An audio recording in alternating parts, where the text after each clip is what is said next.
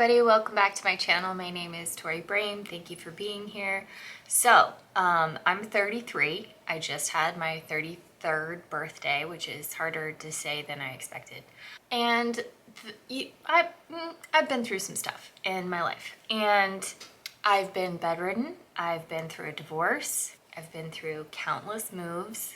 I could probably count them. It's been like 7 or 10 or so. I don't even know what it's been. I've been through a house fire where my son and I lost everything. There's been a lot of stuff that's happened. I have lupus, so I've been through some really intense medical stuff. Thought I was gonna die more than once.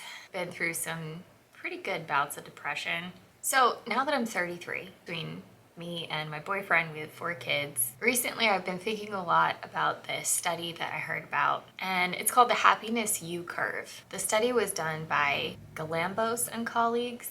I'm so sorry if I'm saying that wrong, but I'll show it here so that you can see exactly who did it and you can go back and read it.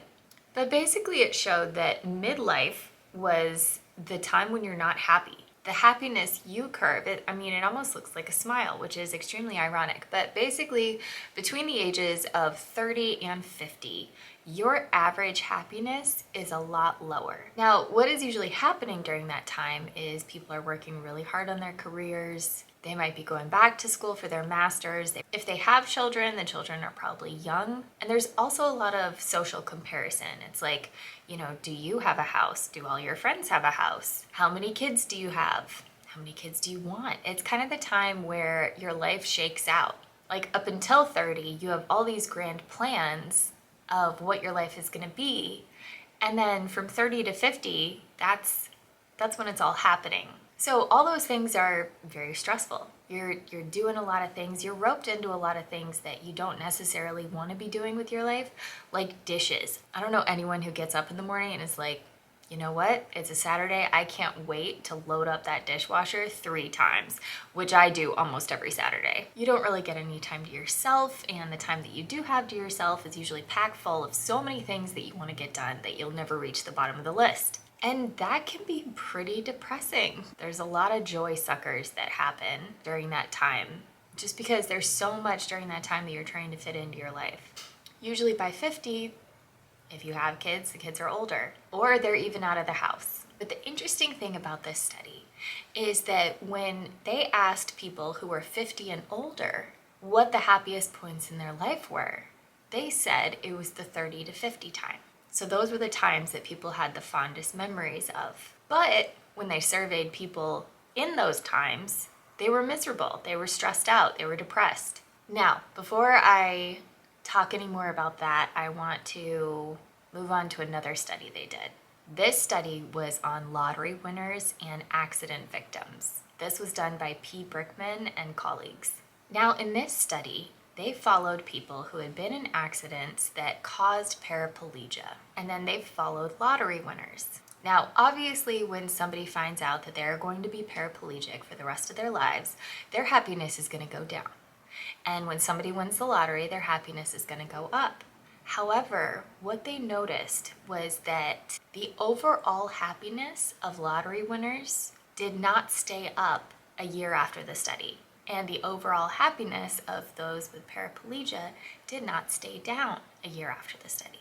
And what they found with this was the idea of mundane happiness. And that's basically how much they enjoy day-to-day things. And they found that both sets of people returned to this baseline of happiness or unhappiness based on how much they enjoyed these mundane events. So back to filling and emptying the dishwasher. How much somebody was enjoying this contributed or detracted from their overall happiness in their life. So for me, the takeaway of these 2 things is, number 1, midlife, 30 to 50, is when it all happens. That's the fun part. That's the part where you get to turn the ship where you want it to go. That's the part where you ride all the waves. And those are the funnest memories. And sometimes those best memories are really hard times. The times that the power went out and everybody had to huddle up in the living room and play board games together. Other things that were really stressful in the moment, but now are some of the best memories that you have of that time. So there have been countless studies on things that increase happiness. Look it up. Like there are so many things that increase happiness. I think a really strong takeaway is just remembering that whatever you're doing, make sure you're noticing that you're enjoying it. One of the biggest things for me personally is just that I'm not in pain anymore. That is huge. Some days I'm still in pain. I still have lupus after all. I'm always gonna have lupus. But whenever I'm stressed out and trying to get out of the house, I know as soon as I get to work, I have 40 things that I have to do immediately that all need to take top priority. And then just like feeling my body and being like, I am not in pain right now. That is huge. That is such a big life change for me because I was in pain for a lot of years before I got diagnosed and in remission from lupus.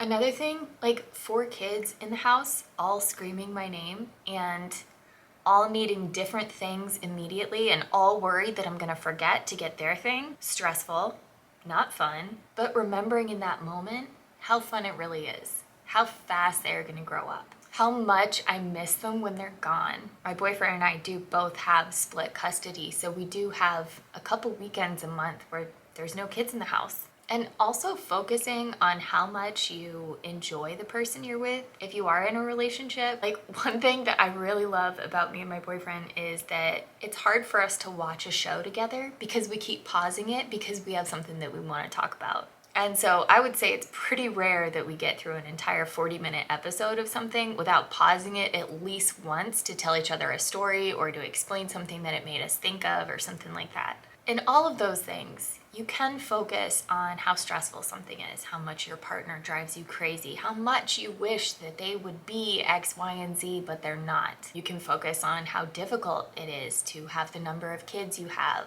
how much your pets drive you nuts, how much you wish your body looked a different way than it does. So struggling for so much of my life with depression and anxiety and fear and all that stuff, it really is something that I'm passionate about, that anyone can be happy, no matter your life circumstances, no matter your income, how big a family you have, how small a family you have, anyone can be happy. And it's those little things that contribute to that.